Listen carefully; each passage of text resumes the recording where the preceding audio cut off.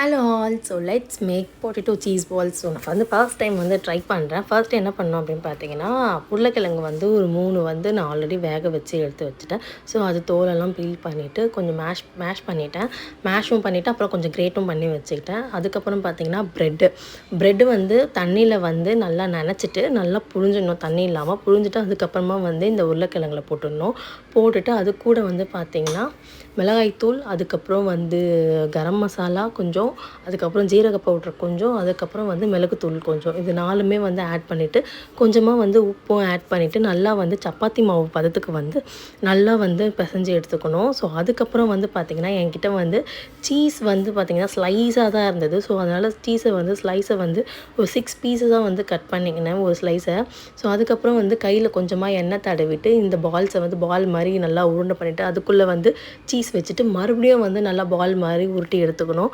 அதுக்கப்புறம் பார்த்திங்கன்னா கார்ன்ஃப்ளவர் கொஞ்சமாக கிண்ணத்தில் ஆட் பண்ணி அது கூட கொஞ்சமாக தண்ணி ஆட் பண்ணி பேட்டர் மாதிரி கலக்கி வச்சுக்கணும். ஸோ அதுக்கப்புறம் இந்த பாலை இதில் போட்டுட்டு அதுக்கப்புறமா பிரெட் கிராம்ஸில் போட்டுட்டு நல்லா பரட்டி எடுத்துட்டு ஃபுல்லாக எடுத்து வச்சுக்கிட்டு அதுக்கப்புறமா ஆயில் நல்லா சூடானதுக்கப்புறம் தான் போட்டு எடுக்கணும். அப்போ தான் நல்லா ஃப்ரை ஆகும். ஸோ ஃப்ரை பண்ணி எடுத்தாச்சு. ஸோ ஃபஸ்ட் டைம் ட்ரை பண்ணேன். ஆக்சுவலாகவே ரொம்ப சூப்பராக இருந்தது. டிஷ்ஷை சாப்பிடவே சூப்பராக இருந்தது. நீங்களும் ட்ரை பண்ணி பாருங்கள்.